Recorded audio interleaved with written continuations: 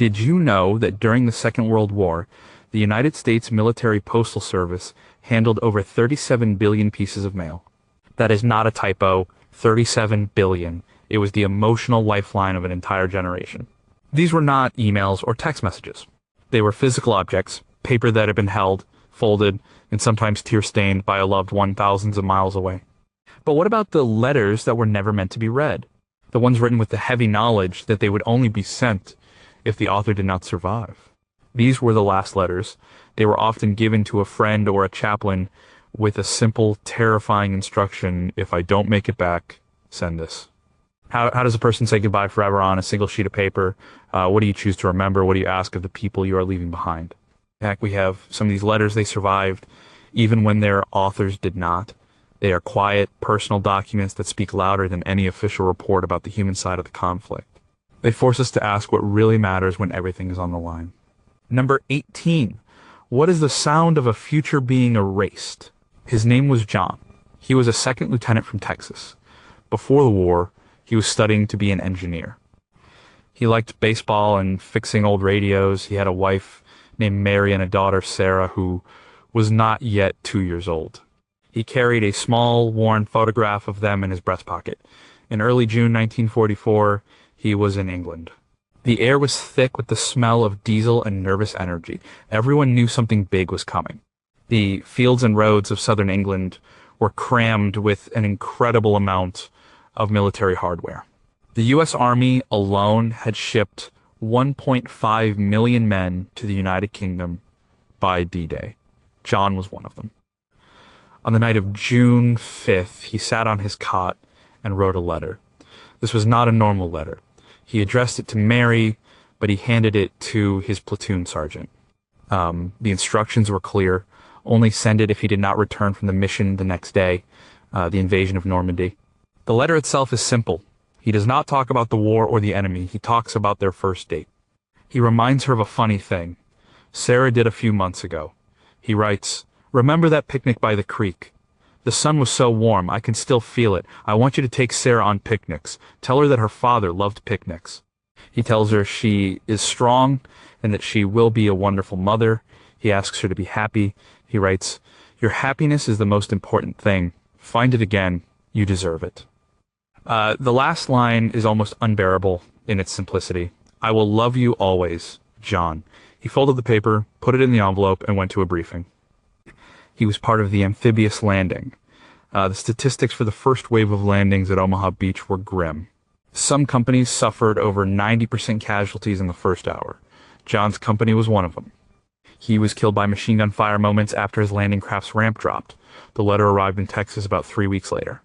The same day, Mary received the official telegram from the War Department. The letter gave her something the telegram could not. It gave her his last thoughts, his final wishes, his love. It was proof that in his final hours, he was not just a soldier. He was a husband and a father. The existence of these last letters was a semi-official practice. There was no formal regulation for them, but commanders understood the psychological need for men to write them. It was a way of facing their own mortality. They were a final act of control in a situation where they had almost none. The U.S. Army Chaplain Corps played a significant role, often holding these letters for safekeeping. Chaplain George B. Wood, who landed at Normandy, later wrote in his memoir about the dozens of letters entrusted to him, calling them the sacred trust of men going into the fire. He had to deliver many of them. How many thousands of these letters were written but then torn up by the men who survived? What was it like for a soldier to destroy his own final goodbye, and what about the men who died so suddenly they never had the chance to write one? What final messages died with them on the beaches and in the fields? Number 17. How do you apologize for a death you have not yet experienced? It was 1945. The war in the Pacific was a different kind of fight. It was humid, brutal, and fought over tiny islands most people had never heard of. A young Marine, let's call him Frank, was on one of those islands. He was from Ohio. He had worked in a factory making car parts before he enlisted. He was 19 years old. He wrote to his mother every week. His letters were usually cheerful. He talked about the strange birds, the food, and his friends. He wanted to reassure her. But in February, the tone of his letters changed. He was part of the invasion of Iwo Jima. The fighting was some of the most intense of the entire war. Over 70,000 U.S. Marines were deployed in the operation. In just over a month of fighting, nearly 7,000 of them would be killed. Frank knew the odds were not good. He wrote a letter and gave it to his corpsman. It was for his mother. The letter began with an apology. Mom, I'm sorry. I'm so sorry if this letter has to be sent. He was apologizing for the pain his death would cause her. He wasn't apologizing for his actions, but for the consequence of his actions on her. It is a strange and profound burden for a teenager to carry. He wrote about his childhood. He mentioned a time he broke a window playing baseball and was too scared to tell her. I'm telling you now. I broke the window. I'm sorry about that too. He was trying to clear his conscience, to leave nothing unsaid. He told her not to be sad. He told her he was proud to be a Marine. He wrote, "We are doing something important here. I believe that." His belief in the cause was a source of comfort for him. He wanted it to be a source of comfort for her too. Frank was killed on the 8th day of the battle. His corpsman was wounded but survived. He made sure the letter got into the military postal system. His mother received it in April. She kept it in her Bible for the rest of her life. The letter shows a maturity far beyond his 19 years. Psychologists who have studied soldiers in combat, like Dave Grossman, in his book on killing, talk about the immense psychological pressure. Writing a last letter is a coping mechanism. It's a way to organize thoughts and emotions that are otherwise chaotic and overwhelming.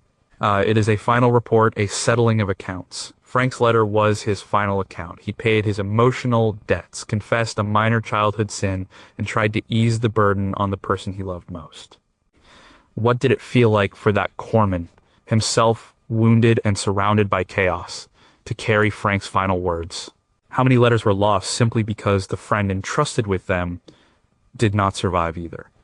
And for his mother, did the apology in the letter bring comfort, or did it only deepen the wound of her loss? Number 16, can a letter build a bridge to a child who will never know you? In 1943, the war was raging in North Africa. A British tank commander, a captain named David, found himself in the middle of the Tunisian campaign. He was older than many of the men, in his early 30s. He had a wife and a son, Michael, who was only 3 years old. David had only seen his son for a few short months before he was deployed. He knew his son would have no memory of him, and this thought haunted him more than the fighting. The fighting in Tunisia was fierce, with major battles around places like Kasserine Pass. It was a period of intense tank warfare, a deadly game of mechanics and nerve. During a lull, David sat down to write. Not to his wife, but to his son. He wrote the letter as if Michael were a grown man. He told his son about his own life, about his love for books, for walking in the hills, for his wife. Your mother is the finest woman I have ever known. Love her and look after her. She will teach you everything you need to know about being a good man. He gave his son advice. Be honest. Be kind. Don't be afraid to fail. The only real failure is not trying. He didn't mention the war directly. He did not describe the desert, the tanks, or the fear. He simply wrote, I am away on a long trip. I am doing my duty. I hope that by the time you read this, the world will be a better and safer place for you to grow up in. He was trying to give his son a sense of who he was, a ghost of a father. He was building a bridge of words across time, trying to reach a future he would not be part of. David was killed a week later when his tank was hit. His letter was sent home with his personal effects, for his wife saved it. When Michael turned 18, she gave it to him. For Michael, who grew up with a faded photograph on the mantelpiece, this letter was the only real connection he ever had with his father. It was his father's voice. It became the foundation of his identity. The letter is a powerful example of what is sometimes called legacy writing. It is a conscious attempt to transmit values, identity, and love to the next generation. Dr. James Pennebaker, a researcher at the University of Texas at Austin, has done extensive work on the healing power of expressive writing. While his work focuses on trauma survivors, the principle applies here. For David, writing this letter was likely a way to process his own impending mortality and to create a sense of meaning that would outlive him. But how much of himself did David leave out of the letter? What were the fears and doubts he could not bring himself to write down for his son? Did Michael spend his whole life trying to live up to the image of the father he knew only from a single perfect letter? What kind of a burden is it to receive a final piece of advice you can never discuss or question? Number 15. What does love look like in the face of absolute uncertainty? A Canadian pilot named Tom was stationed in England in 1942. He flew a Lancaster bomber. The life expectancy for a bomber command crew member was terrifyingly short. Only about 44% survived the war. Each mission was a roll of the dice. Tom was in love. Her name was Eleanor, and she was a nurse in his hometown of Winnipeg. They had gotten engaged just before he shipped out. His letters to her were full of life and plans for the future. They planned to buy a small house, have 2 children, and a dog. Their correspondence was a blueprint for a life they were desperate to live. The Royal Canadian Air Force played a huge role in bomber command, and thousands of young Canadians like Tom found themselves flying dangerous night missions over occupied Europe. One evening before a mission, Tom wrote Eleanor a different kind of letter. He started it by saying, "My dearest Eleanor, if you're reading this, it means our luck finally ran out." He didn't dwell on his own fate. Instead, he focused entirely on her. He told her that his greatest regret was that he would not be there to share the life they had planned. But he insisted that she live it anyway. "Please, Ellie, do not close your heart. Don't let this break you. Find a good man. Get that little house. Have those children. I want you to have all of it." He was releasing her from their engagement, from any obligation to mourn him forever. It was an act of incredible, selfless love. He ended the letter with, "Think of me sometimes when you're happy. That's all I ask. All my love, Tom." His plane was shot down over the Netherlands that night. The letter was sent to Eleanor. The grief was overwhelming. But his words, his final command to her, gave her a strange kind of permission to live. After a few years, she did meet someone else. She got married. She had a family. She lived the life Tom had wanted for her. She never forgot him, and she kept his letter. It was not a source of sadness, but a reminder of the depth of his love for her. This type of letter highlights the concept of continuing bonds in grief theory, a field explored by researchers like Dennis Klass. The theory suggests that a healthy way to grieve is not to sever ties with the deceased, but to find new ways to maintain a connection. For Eleanor, Tom's letter was that connection. It allowed her to move forward not by forgetting him, but by honoring his last wish. But did Eleanor ever feel guilty for her happiness? Did she compare her husband to the memory of the young pilot who gave her his blessing? And what of Tom's crew? 7 men were on that Lancaster. Did any of them get to write a final letter? Or were their last thoughts lost in the chaos of a burning plane? Number 14. How do you say goodbye to a life you have barely begun? He was the boy, really. A private from Australia named Billy. He was 18 years old and had lied about his age to enlist. He was fighting in the jungles of New Guinea in 1942. The conditions were atrocious: constant rain, mud, disease, and an enemy that seemed to be part of the jungle itself. The campaign along the Kokoda Track was a desperate struggle to halt an overland advance on Port Moresby. It was fought by Australian soldiers who were often outnumbered and poorly supplied. Billy was one of them. He was a long way from his family's sheep farm in New South Wales. He missed the wide open spaces and the dry heat. He missed his dog. His last letter was to his parents. It is written in pencil on a flimsy piece of paper, the handwriting of a schoolboy. "Dear Mom and Dad, things are a bit tough here. But don't you worry about me. I'm doing okay." Even in his final letter, he was trying to protect them. He told them he loved them and that he was sorry for any trouble he had ever caused. The most heartbreaking part of the letter is when he talks about the future he will miss. "I was looking forward to helping Dad with the shearing next season. Tell my mates I'll miss them. He wasn't afraid of dying," he wrote, "but he was sad about what he would miss." It wasn't about grand ideals or patriotism. It was about shearing sheep. It was about his friends. It was about the simple, small life he had been so eager to leave and was now so desperate to return to. Billy was killed in a small skirmish. A friend found the letter in his pack and made sure it got home. For his parents, the letter was a final, painful glimpse of the boy they had lost. The simplicity of his concerns is what makes the letter so profound. He wasn't a hero in his own words. He was a son who missed his home. This speaks to a common theme found in soldiers' letters, as documented by historians like Peter Stanley in books about the Australian experience of war. The grand strategies and political goals of the war often faded into the background. What remained was the immediate reality of survival and the longing for the familiar comforts of home. The Australian War Memorial in Canberra holds thousands of such letters, each one a personal record of this vast impersonal conflict. What did Billy's parents do when the shearing season came around the next year? How did they look at an empty chair at the dinner table?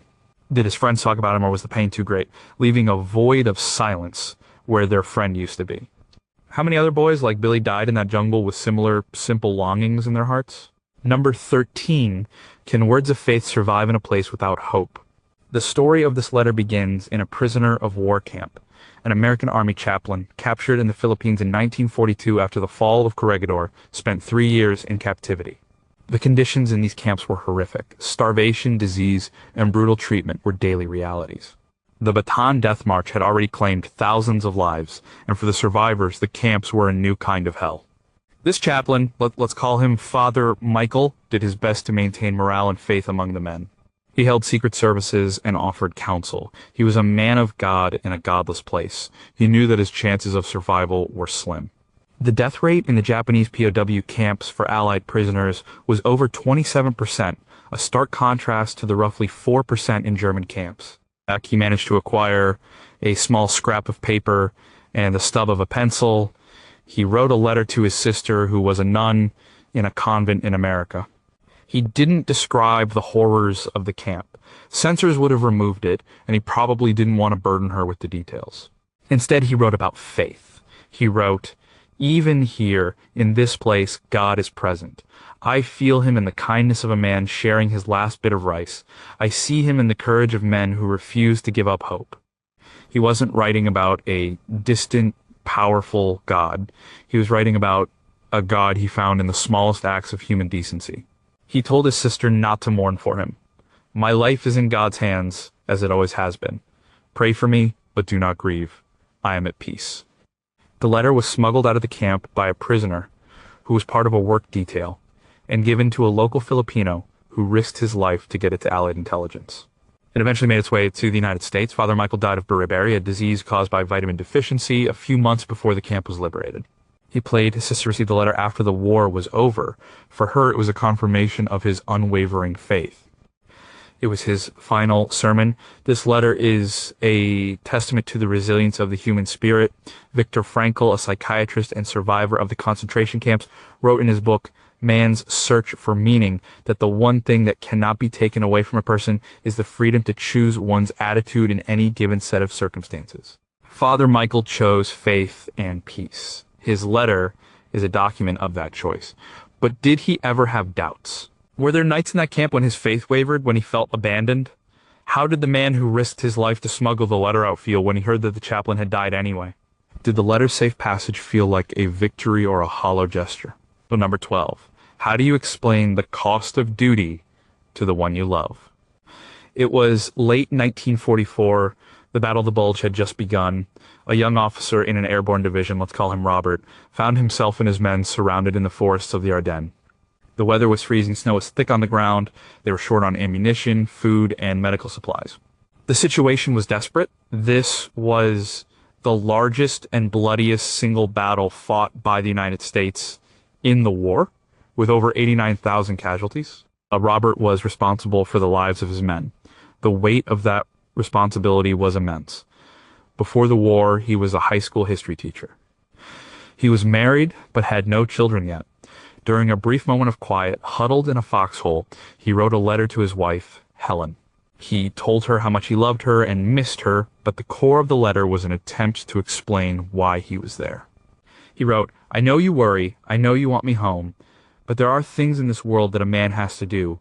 There is a line between right and wrong, and we are standing on it. I'm not here for glory or for medals. I'm here for the world we want to build when this is all over. A world where our children can be safe." He was not just fighting an enemy, he was fighting for a concept, for a future. He felt a deep sense of duty, and he needed his wife to understand it.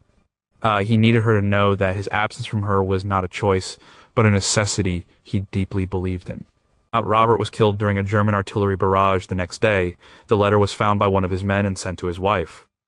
For Helen, the letter was a terrible comfort. It didn't bring him back, but it gave meaning to his sacrifice. It framed his death not as a random tragedy, but as the final act of a man who lived and died by his convictions. Stephen E. Ambrose, in his book Band of Brothers, which chronicled the story of a company in the same airborne division, captured this sense of duty. The men he interviewed rarely spoke of patriotism in grand terms. They spoke of duty to each other, and a fundamental belief that they were on the right side of history. Robert's letter is a personal expression of that collective feeling, but was he also trying to convince himself? Was part of the letter an effort to justify the terrifying reality he was facing?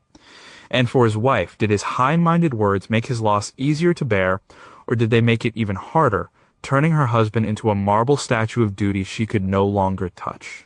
What is the true weight of such a legacy on the person left behind? Number 11. Can you capture a lifetime of love in a few short paragraphs? An RAF navigator from New Zealand, a young man named Ken, was flying missions from a base in England. He was 22 years old. He had a sweetheart back home named Margaret. They had grown up together. Their love was not a new, fiery romance. It was a deep, quiet friendship that had blossomed over years. They knew everything about each other. His letters to her were filled with inside jokes and references to their shared childhood. In a world of chaos and violence, his letters were an anchor to a life of peace and familiarity. The role of the navigator was one of the most intellectually demanding and dangerous jobs in a bomber crew. They worked in cramped, cold conditions, often for 8 hours at a time, surrounded by the constant threat of anti-aircraft fire and night fighters. Ken wrote a last letter to Margaret. He didn't give it to a friend. He left it in his footlocker with his personal belongings marked with her name. He wrote, "My darling Margaret, it seems I won't be coming home to you. I can't write down all the things I want to say. There isn't enough paper in the world.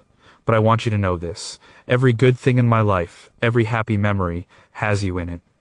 From stealing apples from old Mr. Henderson's orchard to our last dance at the town hall. You were always there." He wasn't making grand declarations. He was just stating a fact. His life and his love for her were intertwined.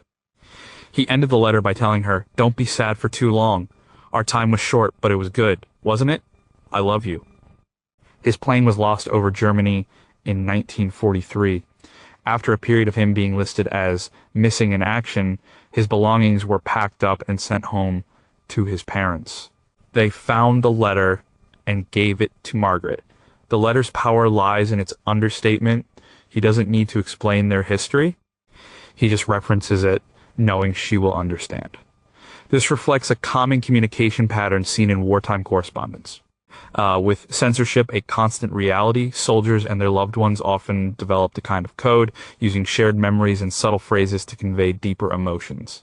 The British censorship system, for example, employed thousands of examiners who read through personal mail, looking for any information that could be useful to the enemy.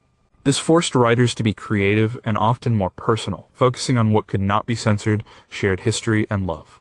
How many times did Margaret read that letter over the course of her life? Did the shared memories bring her more comfort or more pain? And what about the other letters in Ken's footlocker, the ones from Margaret to him? Were they filled with the same quiet love, creating a complete, tragic conversation that only they could fully understand? At number 10, how does a father say goodbye to a son he barely knows? The sailor in the U.S. Navy, a chief petty officer named George, was serving on a destroyer in the Atlantic in 1943. His job was escorting convoys, protecting them from submarine attacks. It was nerve-wracking, dangerous work. The Battle of the Atlantic was the longest continuous military campaign of the war, and the losses on both sides were immense.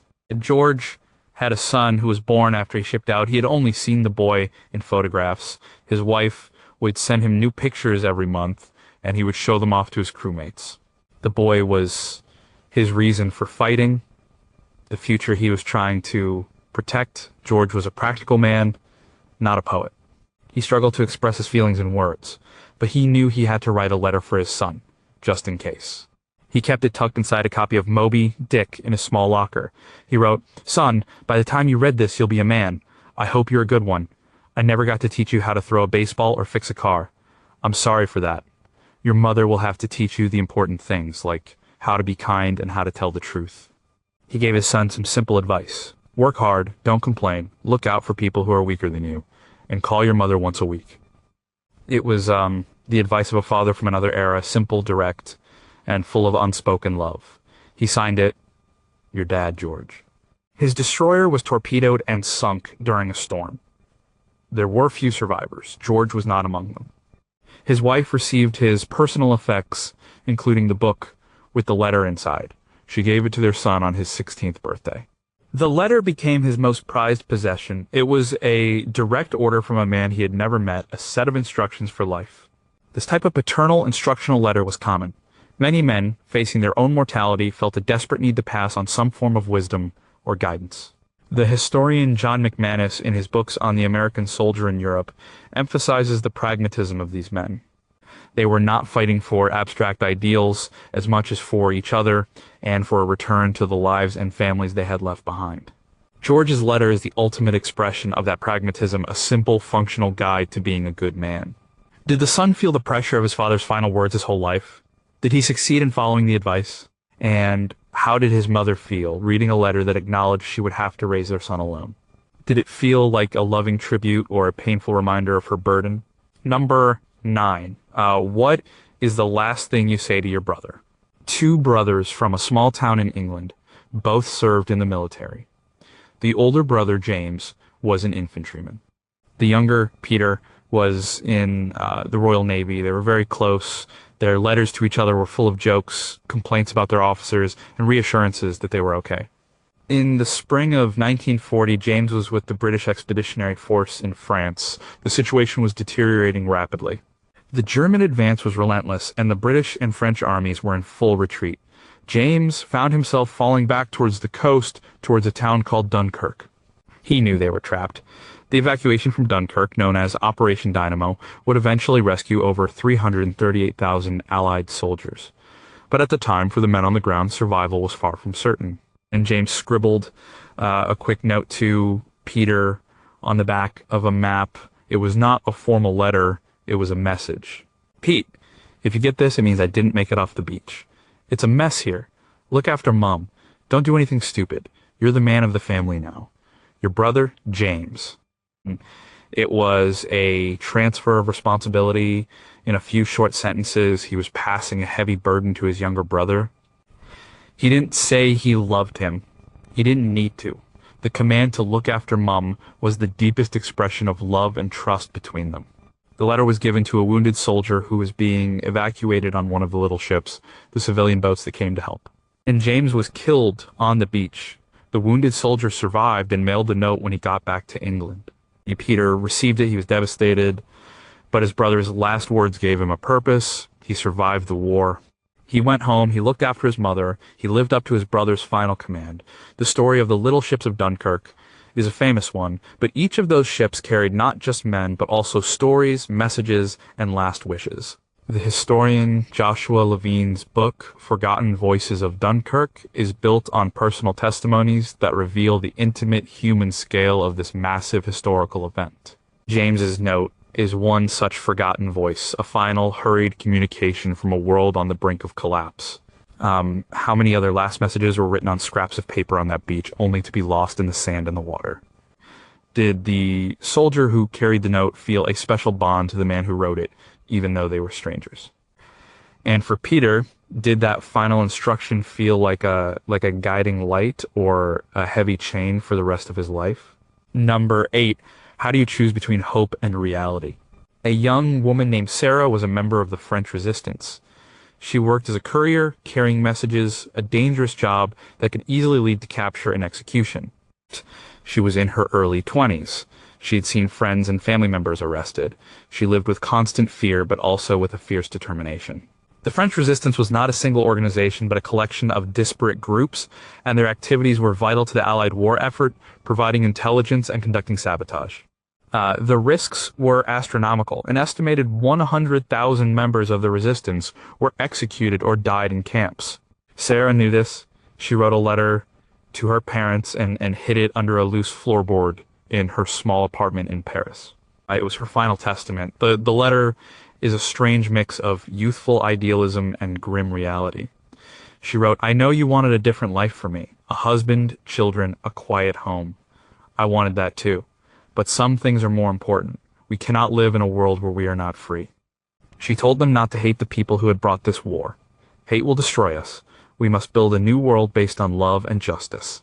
That is what I am fighting for." But she also expressed a deep personal longing. "I dream of walking with you in the country again. I can almost smell the flowers. Please, live fully. Live for me." Sarah was captured. She was executed a few months before the liberation of Paris. After the war, her parents returned to her apartment and found the letter. It was their only comfort. It told them that their daughter had died for a cause she deeply believed in. Her words were not just a goodbye, they were a political and philosophical statement. This letter is part of a tradition of resistance literature. Writers like Albert Camus, who was active in the resistance, explored these same themes of freedom, justice, and the human cost of conflict in their work. Sarah's letter is an unpolished, deeply personal contribution to that conversation. It is the voice of one person trying to make sense of her sacrifice. Did she think about the letter in her final moments? Did the thought that her parents would one day read her words give her strength? And for her parents, did her idealistic words ever ring hollow in the face of their overwhelming grief for the daughter they had lost? How do you reconcile a belief in a better world with the brutal reality of a child's death? Number 7, can a letter be a weapon against forgetting? In 1941, a Jewish man in a ghetto in Poland wrote a letter. He was not a soldier in the traditional sense, but he was a fighter. He was fighting to preserve memory.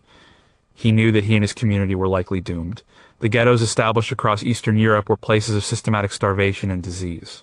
Life was a daily struggle for a crust of bread. But this man, a historian named Emanuel Ringelblum, was part of a secret project.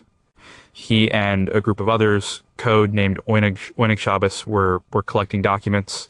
They collected diaries, letters, official German orders, poems, drawings, anything that recorded what was happening to their people. They wanted to leave a record for the future. They wanted to ensure that their story would be told in their own words. The letter was a kind of preface to the entire archive. It was addressed not to a person, but to the future, to whoever might find the archive. He wrote, "What we were unable to cry and shriek out to the world, we buried in the ground. I want the future to know the truth. I want them to know about the courage, the dignity, the struggle of a people who were condemned to die." He described the process of collecting the material, the risks they took. He wrote not with self-pity, but with a historian's urgent need for accuracy. He was fighting against the erasure of his people from history. The archive was buried in milk cans and metal boxes. Ringelblum and most of his group did not survive the war. But the archive did. 2 of the 3 caches were discovered in the ruins of the ghetto after the war. The letter was with them. It is one of the most important documents of the 20th century. It is not just a last letter from one man, it is a last letter from an entire community. It is a deliberate act of historical preservation in the face of annihilation. The work of the Oenig Shabbos archive is a powerful example of what is sometimes called counter-history, an attempt by a marginalized or persecuted group to write their own story against the dominant oppressive narrative.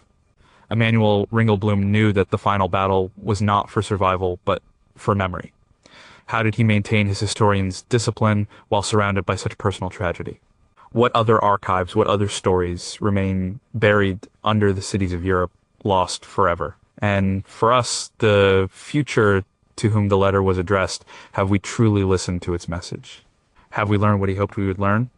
Number 6, what does duty mean when it is your own country you are fighting against? This letter was written by a young Japanese-American man from a U.S. internment camp in 1943.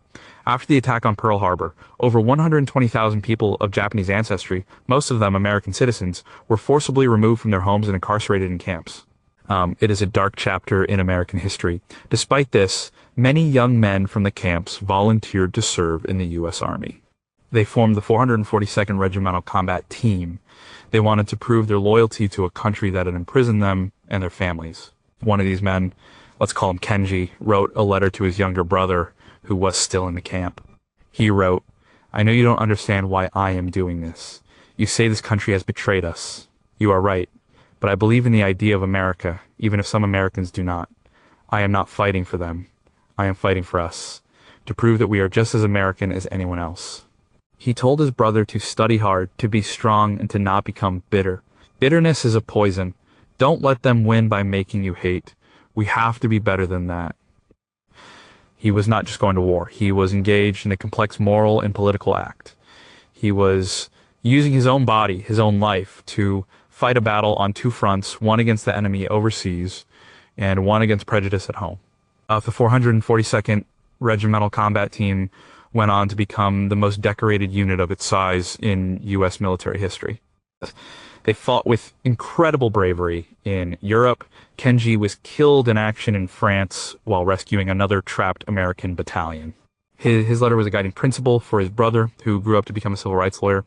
The letter captures a profound and painful dilemma.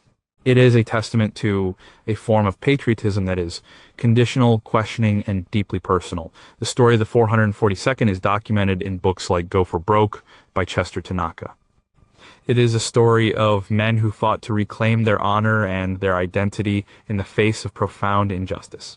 What did Kenji's parents think? How do you reconcile your pride in a son's heroism with the pain of being imprisoned by the very country he is dying for? Did Kenji ever regret his decision? Did he, in his final moments, feel like an American soldier or like a man betrayed? Number 5. How do you comfort a mother from beyond the grave? A Soviet soldier, a young man from a village near Moscow, was fighting on the Eastern Front in 1942. The fighting there was on a scale almost unimaginable to the Western Allies. Millions of men were engaged in a war of attrition.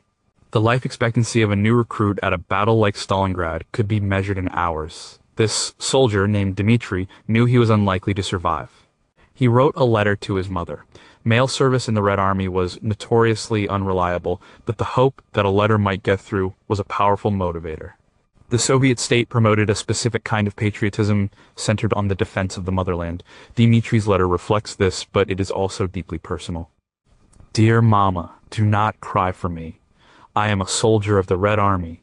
I am defending our home. I am defending you." He invokes the official language of the state, but he applies it to his own mother. He is not dying for an abstract idea, but for her. He then becomes very specific. "Remember the cherry trees behind our house? I am fighting for them. Remember the songs you used to sing? I am fighting for them."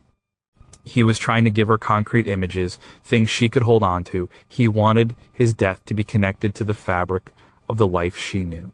He was trying to comfort her by rooting his sacrifice in their shared, simple world. He ended the letter, "Your son, Dmitri, I died for the motherland." The letter was found on his body. It is not known for sure how it got to his mother, but it is believed that a political commissar, an officer responsible for morale, made a special effort to have it delivered. The letter was later published in a Soviet newspaper as an example of a model soldier's spirit, but for his mother it was not propaganda. It was the last voice of her son. The experience of the average Soviet soldier is captured in the work of historians like Catherine Meredell in her book Ivan's War. She describes the complex mix of patriotism, coercion, and genuine belief that motivated these men. Dmitri's letter is a perfect example of this mix. He is both an individual son and a symbol of the state's ideal soldier. Was the letter edited before it was published? Did the commissar who found it see a grieving son's words or a useful tool for morale? And for his mother, did seeing her son's private goodbye printed in a newspaper feel like an honor or a violation of her grief? Number 4. Can you forgive your enemy in your final moments? An American bomber pilot was shot down over Germany in 1945. The war was nearing its end, but the fighting was still fierce. He was able to parachute out of his burning plane, but was badly wounded. He was found by a German farmer and his family. They could have turned him in, they could have killed him.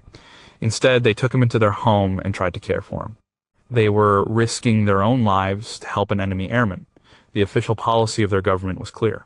But they saw not an enemy, but a dying young man. The pilot, whose name was David, knew he did not have long. He was bleeding internally. He could not speak German and they could not speak English, but through gestures he asked for a pen and paper. He wrote a short note. It was addressed to no one in particular. It was a final observation. They are good people, my enemy. They are trying to help me. I am not afraid. He died a few hours later. The farmer buried him in the local churchyard.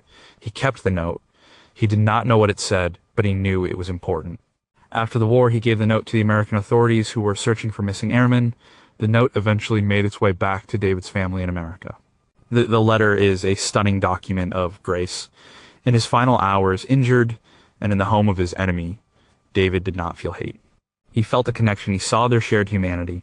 It is a powerful counter-narrative to the idea of war as a simple story of good versus evil.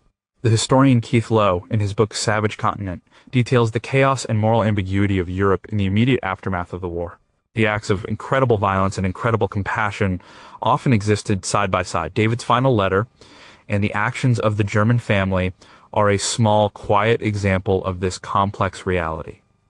They are a reminder that even in the midst of total war, individual human choices matter.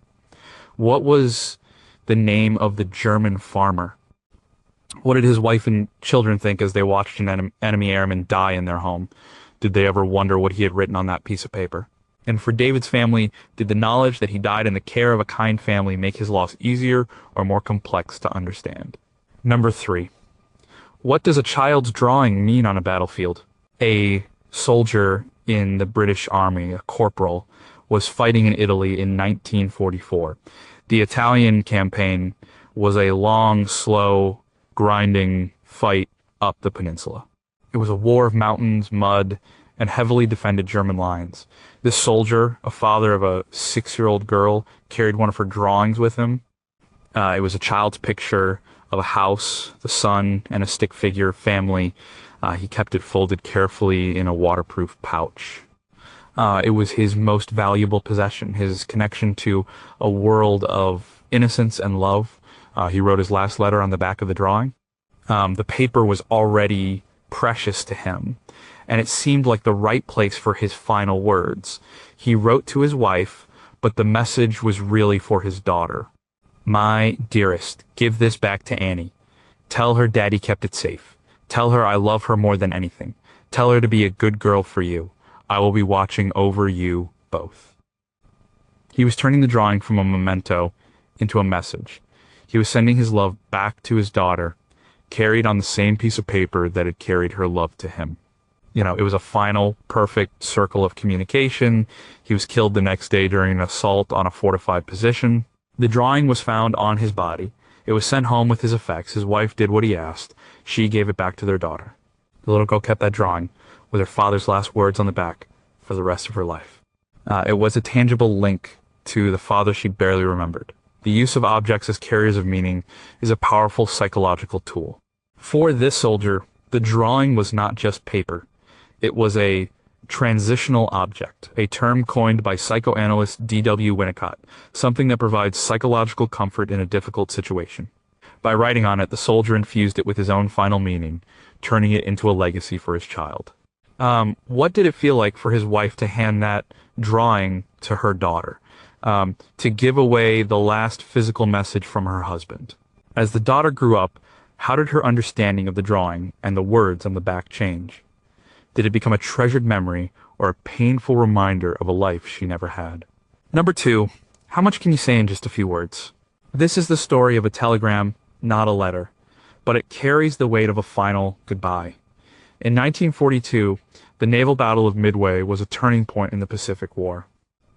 An American dive bomber pilot, before taking off from his aircraft carrier, gave a message to the radio operator. He said, "If I don't come back, send a wire to my father. Just 2 words, paid in full." He was referring to a conversation he'd had with his father before the war. His father had been against him enlisting, worried for his safety.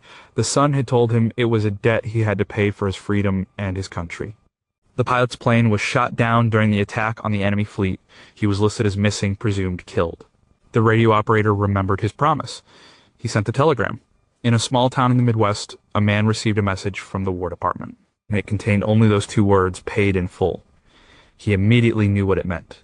It was his son's final message, a confirmation of his commitment, a settling of their argument. It was a message of incredible brevity and profound meaning. The Battle of Midway was a stunning victory for the United States, but it came at a cost. The U.S. lost the carrier Yorktown, a destroyer, and 150 aircraft. Over 300 men were killed. This pilot was one of them. His two-word message is a form of laconic communication, a style of speaking that is concise and to the point, famously practiced by the Spartans of ancient Greece. In a wartime context, this brevity can be a way of managing overwhelming emotion. By reducing his final thought to a simple, pre-arranged code, the pilot was able to communicate a complex set of ideas, duty, sacrifice, love, and a final personal justification for his actions without having to write a long, emotional letter. It was efficient, and it was devastating. Did the father ever regret his argument with his son? Did the two-word message bring him peace, or did it haunt him with its finality? And what about the radio operator? How many other final messages did he have to send during his time in the service? What was the emotional toll of being the last link in a chain of so many broken hearts? Number one, can a letter be an act of rebellion? Our final letter comes from a place you might not expect. It was written by a German soldier, a young man who had been drafted into the army and sent to the Eastern Front. By 1943, after the disaster at Stalingrad, many German soldiers began to have private doubts about the war, even if they could not voice them. The official propaganda was relentless, but the reality on the ground was one of death, freezing cold, and a growing sense of hopelessness.